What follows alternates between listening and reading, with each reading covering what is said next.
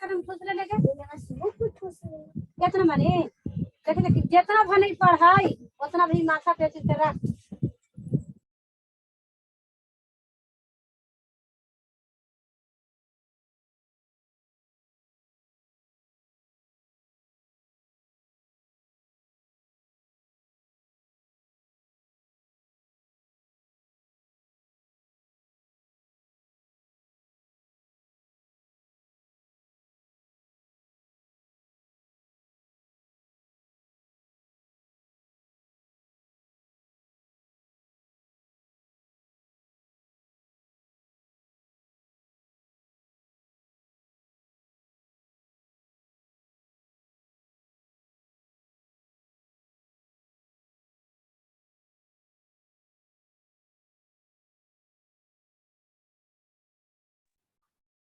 चलिए hello. So class मेरी आवाज आ रही है सभी को? Am I audible? Yes sir. तो देखिए अभी तक हमने जो किया है उसी को थोड़ा सा और कंटिन्यू कर देते हैं। तो बेसिकली हम एंडोक्राइन सिस्टम की बात कर रहे हैं कि एंडोक्राइन सिस्टम होता क्या है, एंडोक्राइन सिस्टम। और अभी तक बहुत तरीके के सिस्टम्स हमने देखे हैं। तो एंडोक्राइन सिस्टम भी हमारा बेसिकली ग्लैंड सिस्टम कह सकते हो। और ये ग्लैंड्स हैं जो हमारे हार्मोन्स को रिलीज करते हैं, है ना। देखिए हम जो भी एक्शन परफॉर्म कर रहे हैं वो बेसिकली कुछ एक्शन उनमें हार्मोन्स के कारण भी होते हैं, है ना। देखिए बॉडी के अंदर कुछ भी हो रहा है वो बेसिकली एक केमिकल चेंज, केमिकल रिएक्शन है, वो इलेक्ट्रिकल इंपल्स उसी वजह से जनरेट होता है। ठीक है, तो ये कहते हैं कि कोई भी इलेक्ट्रिकल इंपल्स जो हो रही है it can instruct only few tissues to prepare for an activity. Electrical impulse जो है वो कुछ टिश्यूज को प्रिपेयर करती है किसी एक्टिविटी के लिए। तो हमारे मतलब हमारे उसमें सिर्फ इलेक्ट्रिकल इंपल्स ही जिम्मेदार नहीं है पूरे कंट्रोल एंड कोऑर्डिनेशन के लिए।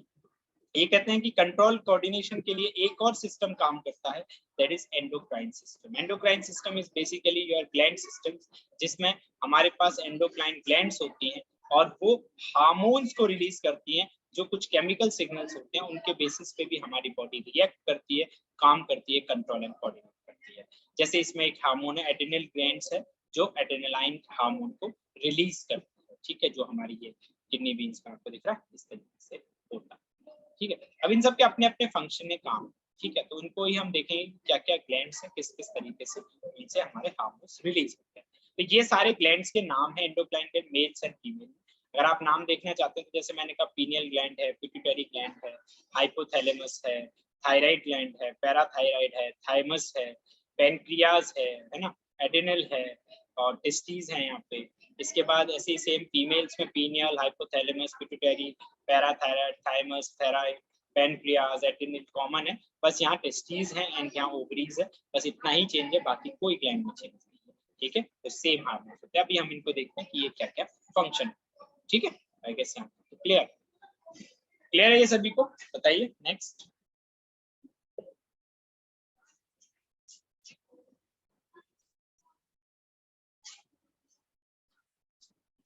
अब जैसे मैंने आपको कहा कि बेसिकली हार्मोन्स क्या काम करते हैं वो देखिए।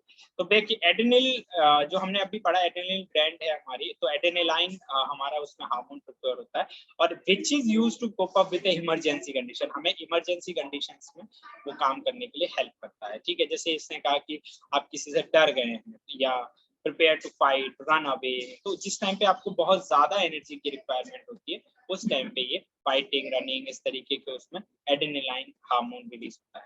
ठीक है, तो देखिए कई बार आपने देखा होगा कुछ लोग होते हैं कि वो है ना लड़ने को तैयार हो जाते हैं, दारू पी उन्होंने और वो बिल्कुल एकदम रेडी हो गए लड़ने के लिए। तो बेसिकली वो होता यही है कि उनके कुछ हार्मोन्स ऐसे रिलीज हो जाते हैं, उनको लगता है कि अब दुनिया में जो है सब हम ही हैं और तो कोई कुछ नहीं कर सकता। ठीक है ना, तो इस तरीके की कंडीशन जब आती है तो वहां पे हमारा ये सारे के सारे ग्लैंड्स काम। ठीक है, नाउ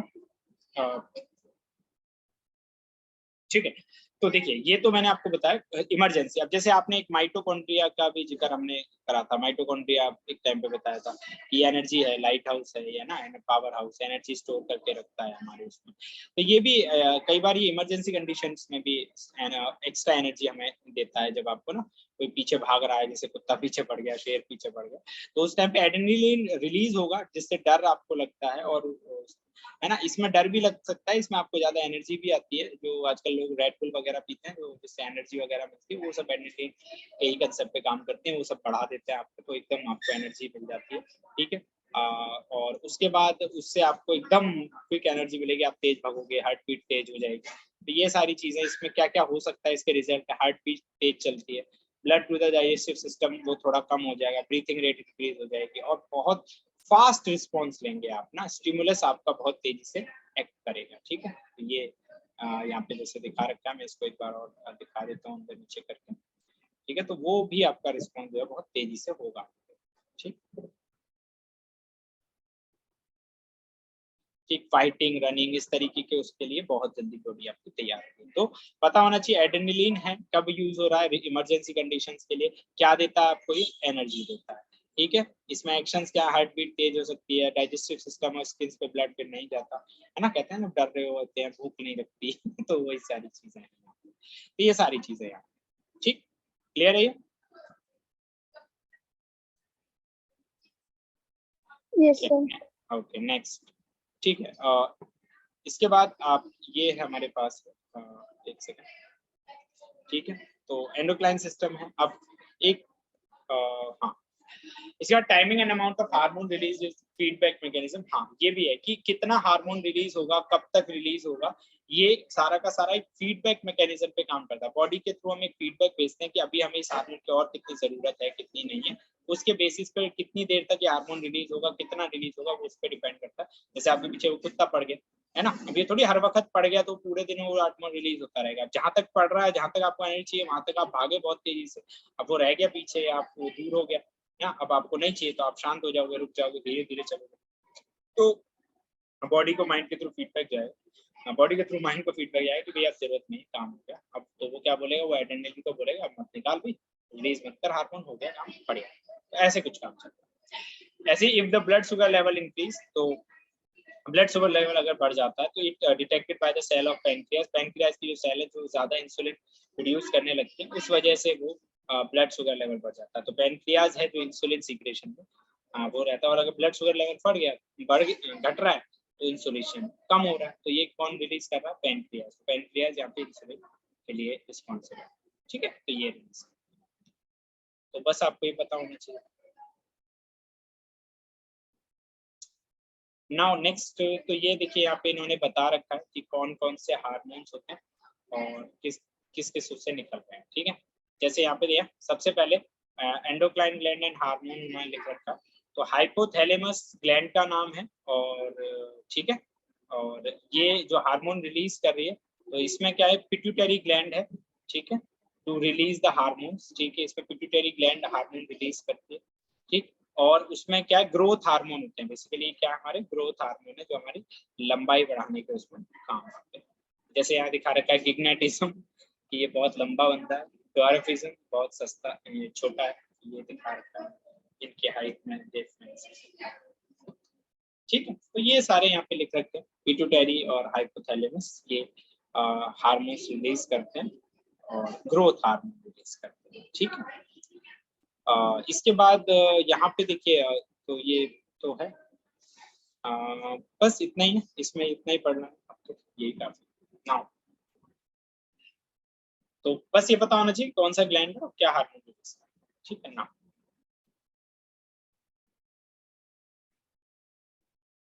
नेक्स्ट आपको दिया है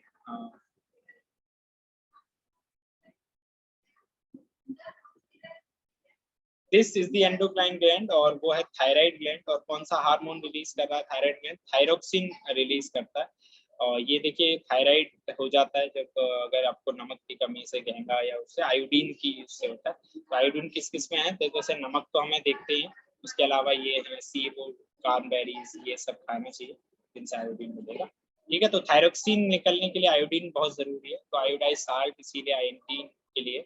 और आयोडीन की कमी से कौन सी बीमारी होती है, गॉइटर होती है, ये पूछा जाता है, गहंगा, इसमें गर्दन सूख जाती है, ये पता होना चाहिए आपको ना कि क्या क्या है, क्या बीमारी है, ठीक। और ये थायरोक्सिन आपके कार्बोहाइड्रेट, प्रोटीन, फैट, मेटाबॉलिज्म, इन सबको कंट्रोल करता है, मॉनिटर करता है, मैनेज करता है, ठीक है। तो ये सारी चीजें आपको थोड़ी सी पता, क्लियर है। तो इनके ग्लैंड पता हो, थायराइड ग्लैंड है और कौन सा हार्मोन रिलीज कर रहा है, थायरोक्सिन रिलीज कर रहा है,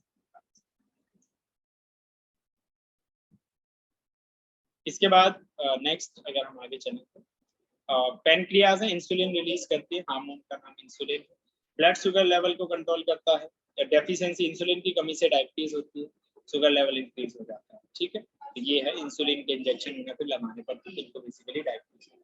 ठीक है, तो ये पॉइंट से ये पता होना चाहिए कौन कौन से हार्मोन क्या करते हैं। ठीक है, इन सबके स्क्रीनशॉट्स आप लेते चलो, तो आई होप क्लियर होकर चलेगा।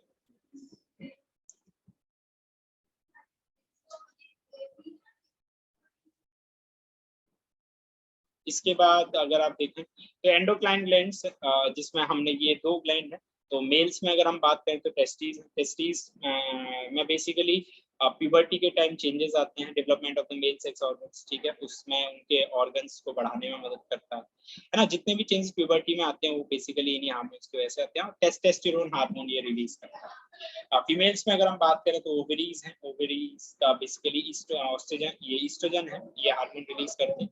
प्यूबर्टी में जो भी चेंजेस आएंगे वो सारे चेंजेस इसी वजह से होते हैं। ठीक है, सेक्स ऑर्गन्स में डेवलपमेंट और मेंस्ट्रुएशन साइकिल वगैरह ये सब। तो यहाँ दिखा रखा है जैसे ग्रोथ पार्ट, बालों का बढ़ना, ये हेयर्स का आना, ये सारा डिफरेंस इसमें दिया है। ठीक है, तो ये पूरा है, ये हार्मोन्स हैं, इनके भी यूज पढ़ने। ठीक है, तो आई गेस ये खत्म हुआ यहाँ, तो यही था last. So thank you for watching. अब आपको कोई भी क्वेश्चन है तो आप मुझसे पूछ सकते हैं related to this any type. पूरा हम स्टार्टिंग से लेके यहाँ तक जितना भी हमने अभी तक किया उसमें लेके अभी तक कोई भी क्वेश्चन है, कोई भी पॉइंट ऐसा है जो आपको नहीं समझ आया या आपको और चाह रहे हो उस पर कुछ बताया जाए तो आप इसमें से पूछ सकते हैं। Any questions?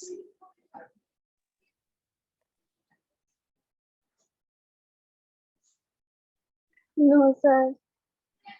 नो, चलिए good, thank you. I guess तो फिर आपको सब क्लियर है। तो वेट फॉर अ सेकंड। ठीक है, तो आज तो हम यही रखेंगे। बेसिकली ये हो गया हमारा, और अगर आप कहते हो तो 8 चैप्टर भी हम स्टार्ट कर देते हैं। 8 चैप्टर आपका है कंट्रोल एंड कोऑर्डिनेशन के बाद आई गेस लाइफ प्रोसेस था, process control and I guess reproduction है 8 चैप्टर, तो वो हम स्टार्ट कर दें अगर आज आप कहते हैं तो, या अगली क्लास में करना बताइए। आज नहीं करें, नेक्स्ट क्लास में करें। चलिए ठीक है, तो आज फिर इतना रखते हैं, या क्योंकि अभी काफी टाइम रह गया, अभी तो ये मीटिंग हमने अभी तो स्टार्ट किया है, अभी तो काफी टाइम नहीं है हमारे पास। थोड़ा बहुत बेसिक इंट्रोडक्शन तो हम स्टार्ट कर ही सकते हैं।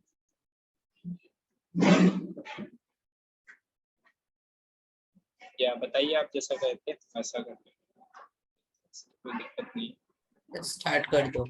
ठीक है, चलिए तो आज इसको भी स्टार्ट कर देते हैं एक बार। ठीक है, आप देखिए दो चीजें हैं हमने जैसा ये भी देखा कि ये तो हमने देख लिया कि भी आपने ग्लैंड्स के बारे में देखा कि बेसिक ग्लैंड्स क्या हैं हमारे और किस तरीके से वो ग्लैंड्स काम कर रहे हैं। ठीक है, तो अब अगर आप ये देखते हैं कि ग्लैंड्स तो हमारे पास हैं और इसमें कुछ अलग अलग फंक्शंस हमने सब देख लिए, इसके बाद कंट्रोल सिस्टम के बारे में देख लिया। इसी तरीके से नाउ रिप्रोडक्शन की अगर हम बात करते हैं, देखिए बेसिकली रिप्रोडक्शन दो शब्द से मिलके बना है ना। रिप्रोडक्शन का सीधा सीधा मतलब क्या है कि री माने कोई चीज दोबारा से बना दे, प्रोडक्शन माने अपने जैसा, है ना। अगर आप अपने जैसा कुछ दोबारा से बना पा रहे हैं तो वही है रिप्रोडक्शन हो गया। ठीक है ना, तो आप अगर अपने जैसा कुछ बना रहे हो तो वही क्या हो गया, रिप्रोडक्शन। ठीक है, और इसको प्रोडक्शन क्यों नहीं कहा, री क्यों कहा, क्योंकि वैसा ही बन रहा है, सेम हम अपने जैसा ही दूसरा बनाना चाह रहे हैं या वैसा ही हम बना रहे हैं। शॉर्ट आप इसको इस तरीके से देख सकते हैं, कैसे भी इसको समझ सकते हो, कह सकते हो। ठीक है, तो बेसिकली हम जब रिप्रोडक्शन की बात करेंगे तो सेक्सुअल एसेक्सुअल दो तरीके से इसमें डिस्कशन आएगा। ठीक है, और क्या क्या हमारे पास उसमें रिप्रोडक्शन में चीजें हैं और कैसे वो पूरा काम करता है। तो हाउ डू ऑर्गेनिज्म रिप्रोड्यूस, ये बेसिकली आपका पार्ट है पूरा कि किस तरीके से ये काम करता है।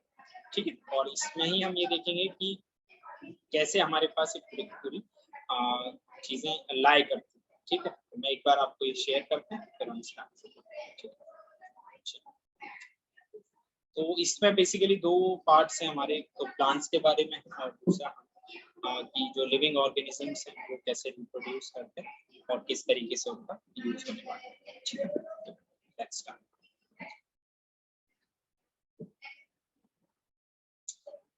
आई गेस बच्चे भी लीव कर गए क्या? लीव तो नहीं करना था, मैंने बोला था स्टार्ट कर रहे हैं।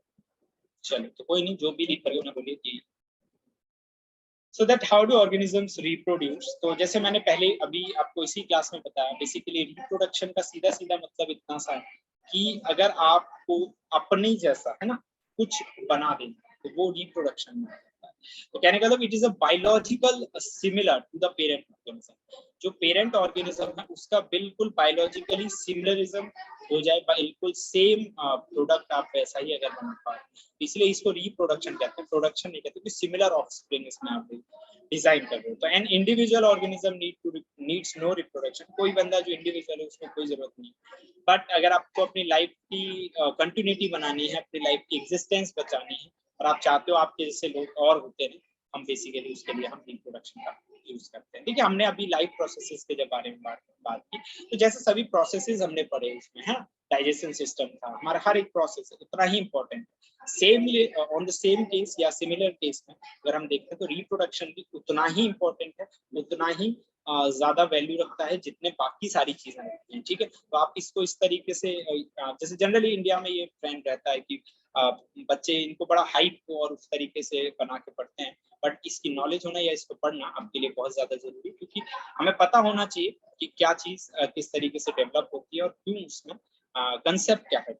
ठीक है, तो इसमें आगे चलते हैं। नेक्स्ट जो है द ऑर्गेनिजम्स के लिए जो अगर आप बात कर रहे हैं तो जैसे हमने ये चीजें पहले भी पढ़ी थी कि ऑर्गेनिजम्स में जब हम रिप्रोडक्शन की बात तो कर ही रहे हैं, और वो अपनी कॉपी बना कैसे लेते हैं, मतलब how do they create their exact copies. ठीक है, तो उसमें जो बेसिकली हमने ये कई बार पढ़ा सुना भी होगा, आगे हम जेनेटिक्स के बारे में भी देखेंगे तब भी पता चलेगा।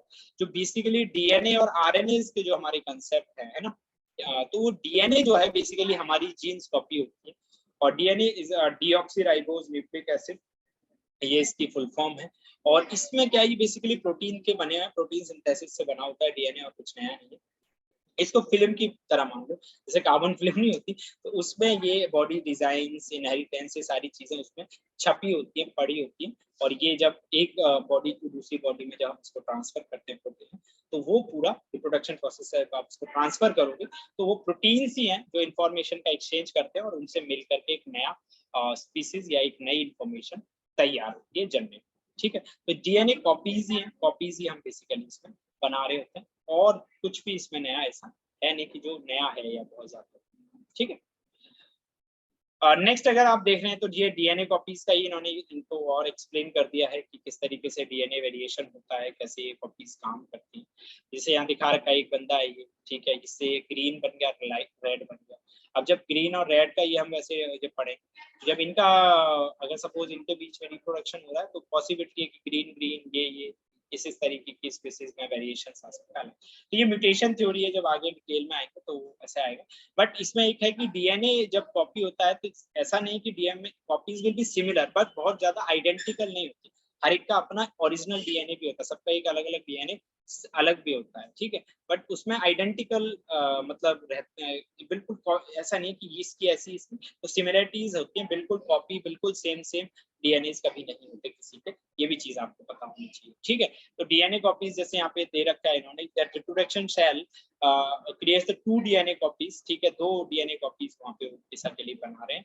ठीक है, और not identical, they are not identical but to the original, but they will be similar, quite similar.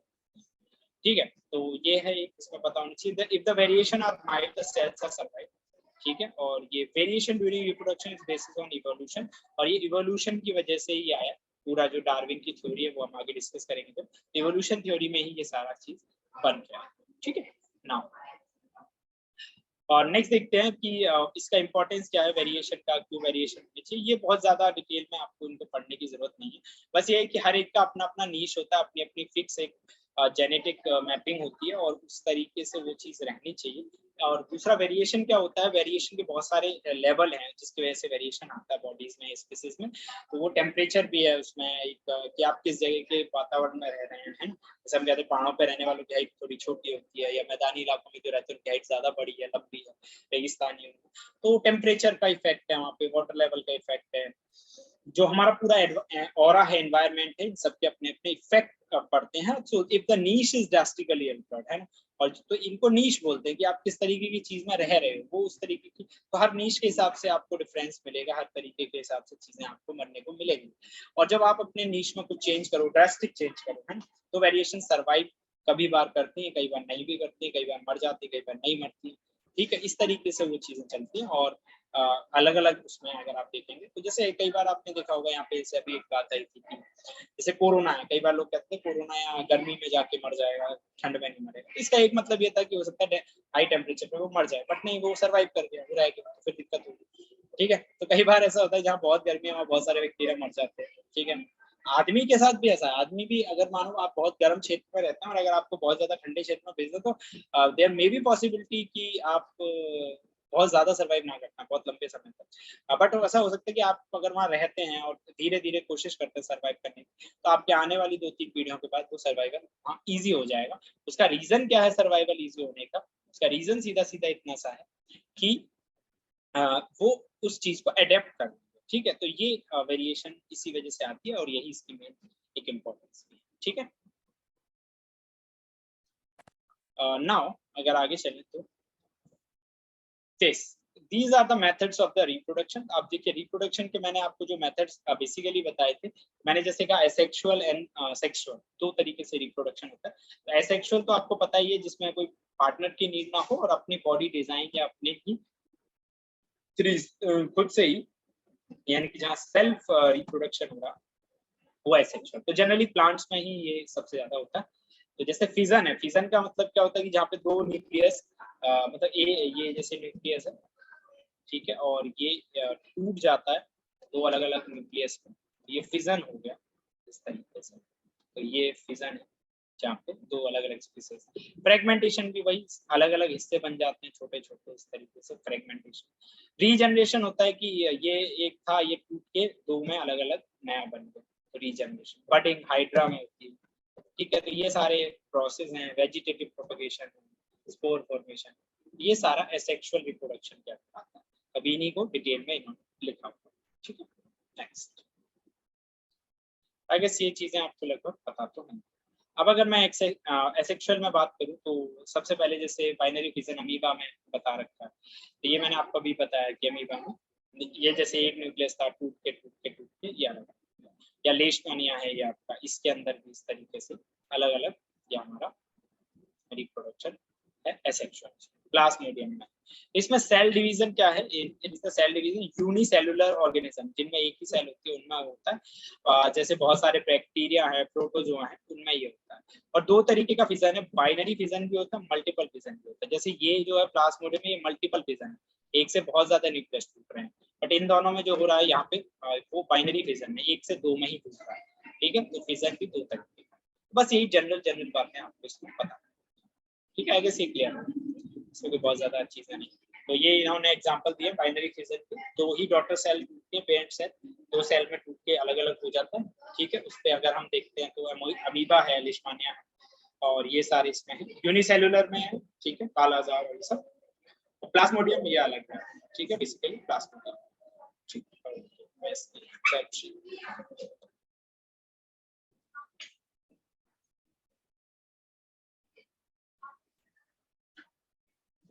ठीक, तो ये आप पढ़ लीजिए, मलेरिया पैरासाइट है। तो एक सेकंड, सॉरी, हाँ ठीक, तो ये पॉइंट्स हैं, ये पूछेंगे।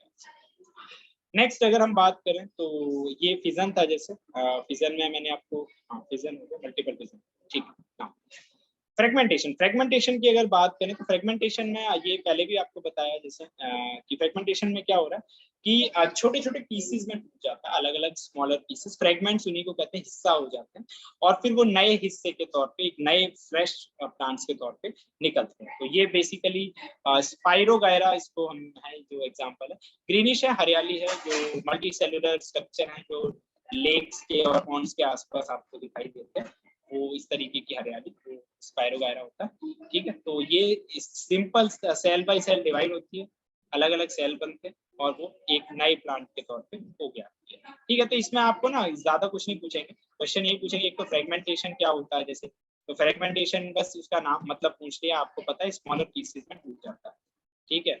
और फिर उसके बाद कौन एक एग्जांपल, तो इस कॉमन एग्जांपल में स्पाइरो है। बस यही याद करना है, ज्यादा डिटेल याद नहीं करनी, क्योंकि ये तो आपको आंसर लिखना तो है नहीं 5 मार्क्स में ना, ये तो पॉलिटेक्निक है, आपको एंट्रेंस है तो टिक ही करना है, पॉइंट्स याद करना है, ठीक है। Yes, clear. तो बस इतना ऐसी फिजन और फ्यूजन याद रखना है, इनके एग्जांपल सभी के आपको पता जरूर है बच्चा, ठीक है। ये नाउ नेक्स्ट क्लास में सॉरी नेक्स्ट देखिए, अगर हम एसेक्सुअल में ही बात करें तो रीजनरेशन, जैसे मैंने कहा, तो रीजनरेशन का मतलब हाइड्रा कॉमन एग्जांपल है, जैसे यहाँ पे दिखा रखा है। तो रीजनरेशन का मतलब रिप्रोडक्शन का ही वो प्रोसेस है, but it do not normally depend on the regeneration for reproduction, ठीक है। कुछ ऑर्गेनिज्म रिप्रोडक्शन के लिए रीजनरेशन पे डिपेंड नहीं करते, कई बार ऐसा भी होता है कि जिनके रीजनरेट पार्ट खो जाते हैं, खराब हो जाते हैं, रीजनरेट नहीं हो पाते, तो ऐसा भी हो जाता है। बट यहाँ दिखा रखा है हाइड्रा में बेसिकली रीजनरेशन होता है। तो रीजनरेशन कैसे, जैसे यहाँ ये दिखाया कि एक था 3 पार्ट्स में टूट गया, अब इससे अलग नीचे का बन गया, ये बीच का था तो इसमें ऊपर का भी बन गया, और नीचे का इधर से बन गया, तो ये ऐसे अलग अलग तीनों बन गए, आंख नाक कान में दिखा रहे। तो ये अलग अलग तरीके के रीजनरेशन हो सकते हैं। हाइड्रा में दिखाया, प्लेनेरिया में दिखाया, तो ये इनके एग्जाम्पल है। तो आपको बस एग्जाम्पल याद रखने हैं कि किसका क्या एग्जाम्पल है, और ये याद रखना है कि बेसिकली ये है क्या, ठीक है। फिर बडिंग मैंने आपको भी बताया कि जो साइड से एक जैसे कई बार न्यूक्लियस निकलता है अलग अलग से, तो यीस्ट में दे रखा है, हाइड्रा में ये दे रखा है, ठीक है, जैसे यहाँ दिखाया हुआ है ये, तो ये बडिंग है। बडिंग का मतलब क्या होता है कि जब प्लांट बढ़ना शुरू करता है तो धीरे धीरे उसके सेल डिवीजन हो जाता है रिपीटेड आउटग्रोथ की वजह से, तो वो हमारा बडिंग कहलाता है, ठीक है। तो आपको मेन पॉइंट्स ही याद रखना है, एग्जांपल याद रखना है एक तो क्या है, और ये याद रखना है कि हाइड्रा में हो रहा है रीजनरेटिव हो रहा है, बडिंग हो रही है, ठीक है। और ये क्या हो रहा है, टाइनी इंडिविजुअल्स में टूट जाता है जब फुली मैच्योर हो जाता है, और सेल डिवीजन की वजह से, ठीक है। तो ये है, बस इसमें खत्म।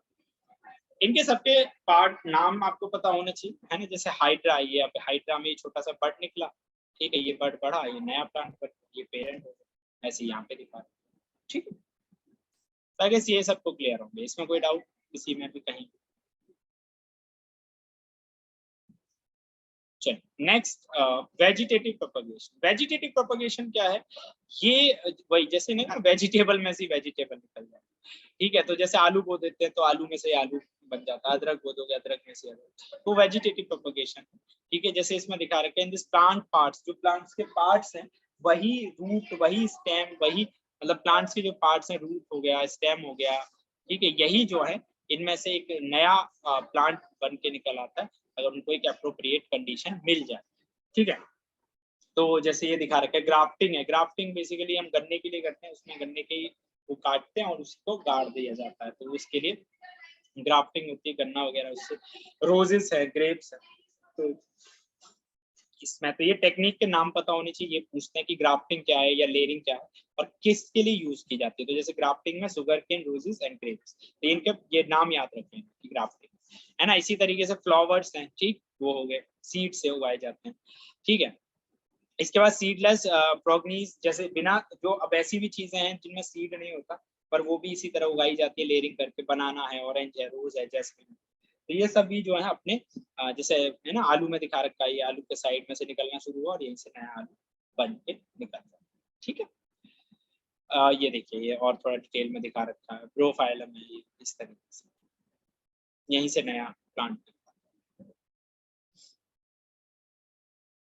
ठीक है। अब इन्होंने यहाँ एग्जाम्पल है पोटैटो ट्यूबर वगैरह, तो वो उसको पढ़ लेते, बट आपको नेम भी पता, ठीक। प्लांट्स जैसे मनी प्लांट में भी है कि मनी प्लांट का कोई भी हिस्सा काट के लाके हम लगा देते हैं घर में, तो मनी प्लांट उसी में से उगाता है, तो वही है money plant. Stem cutting vegetative propagation, क्या, तो एक लीफ लाके आप लगा दो, फोटोसिंथेसिस में रख दो और होता रहेगा।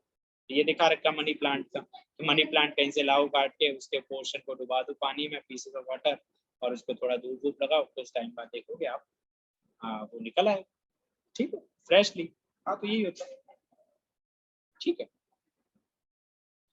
अब ये देखिए, दिखा रखा है बेसिकली वेजिटेटिव प्रोपगेशन में टिश्यूज ही होते हैं जो धीरे धीरे बढ़ते हैं। अब देखिए सीड जमे, ये दिखा रखा चने हैं या आपके पास में हो तो वो आप डाल दो कहीं उसमें, चने वगैरह वो निकाल, और आप धीरे धीरे इन सबको मॉनिटर करो, आप देखेंगे कि पहले ये ऐसे था, फिर ये आया, फिर इसमें सेल्स में फूटना शुरू हुआ, फिर ये डेवलप हुआ आपके पार्ट्स, फिर ये निकल गया, फिर ये बन गया, इस तरीके से जड़ें आ गई, फाइनली प्लांट बन गया।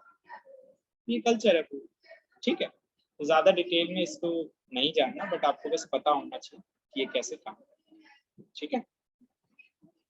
क्लियर है यहाँ तक सभी को? बताइए जल्दी। Yes sir. पक्का? चलिए, तो ये मीटिंग में अभी 6 मिनट हैं, तो हम ये लास्ट 2 टॉपिक हैं हमारे, स्पोर फॉर्मेशन और है, फिर इसको खत्म करके हम लास्ट आज यही कंप्लीट होगा। तो कल सेक्सुअल रिप्रोडक्शन देखेंगे, आज है सेक्सुअल, मतलब जो भी अगली क्लास में, ठीक है। अब ये देखिए प्लांट्स में भी ये होता है स्पोर फॉर्मेशन, जो हमारी पत्तियां रहती हैं उनमें भी, कि ये ब्रेड मोल्ड है जैसे, ठीक है। तो इसमें ब्रेड से ही वो स्पोर्स निकलते हैं, उसी में गिर जाते हैं, तो उसी से वो दूसरा नया फफूंदी या यंगा है वो जो है वो बन जाती है। तो वो ब्रेड पे जो काली काली काली जमती है परत, है ना, जिसको राइजोपस बोलते हैं, ये राइजोपस है, वो ही इस तरीके से उसमें स्पोर्स होते हैं, उसी में से बनते हैं, उसी पे टूट के गिर जाते हैं, वहीं से नया निकल आता है, ठीक है। तो ये सारा का सारा हमारा मॉइस्ट सरफेस जहाँ होती है वहां पे इसका यूज होता है। तो ये पता होना चाहिए मॉइस्ट सरफेस पे इसका यूज है, ठीक है। तो पूछ लेते हैं कि क्या है स्पोर फॉर्मेशन, तो ब्रेड मोल्ड पे होता है, राइजोपस बोलते हैं, कूल मॉइस्ट डार्क प्लेस पे होती है, ठीक है, 1 वीक तक आप देख सकते हो, ठीक है, हाई फेब बोलेंगे। तो ये पूरा है, ठीक। तो ये क्लियर है आई गेस, इसमें कोई ऐसा नया है नहीं, बस इनके पॉइंट्स हैं, इनको याद रखना, आपको नाम को पढ़ना और कुछ नहीं, ठीक है।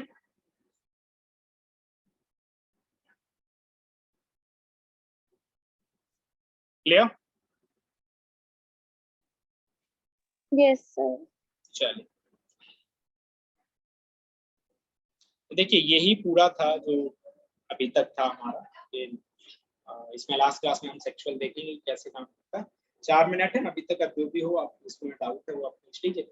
ये पीपीटीज वगैरह कंटेंट आपको बाद में शेयर भी कर देंगे, अगर आप स्क्रीनशॉट लें तो बहुत अच्छा है, वही काफी है, काम आएगा, ठीक है। ये तो ये रिकॉर्डेड लेक्चर्स आप यूट्यूब पे हैं, आप वहां से देख सकते हैं।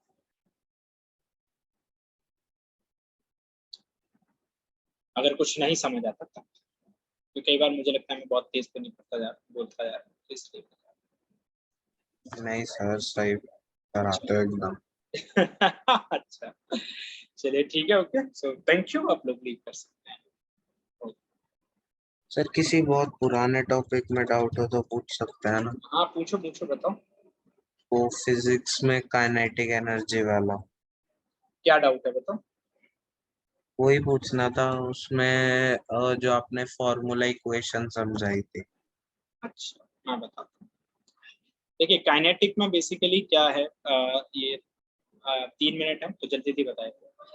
काइनेटिक का मतलब क्या हो गया, काइनेटिक का बेसिक मतलब है गिरता हुआ, है ना, या मोशन।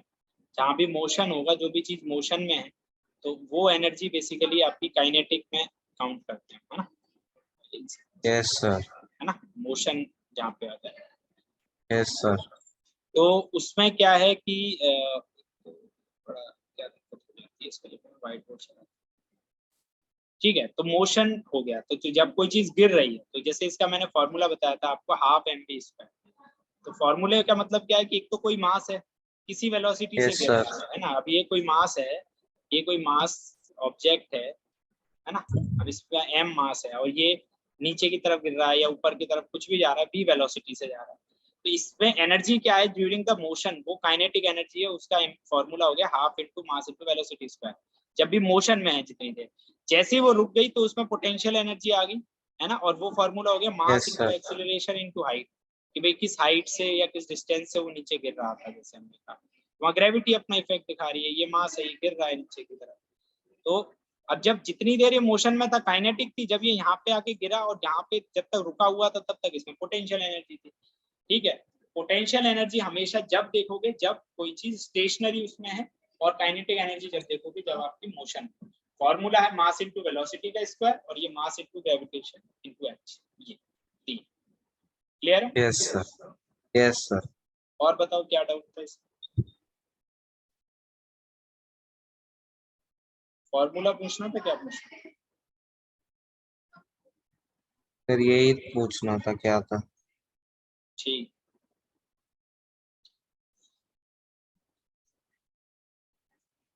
चलिए, तो आई गेस ये हो गया टाइम भी। Thank you sir. Thank you, आप लोग लीव कर सकते हैं।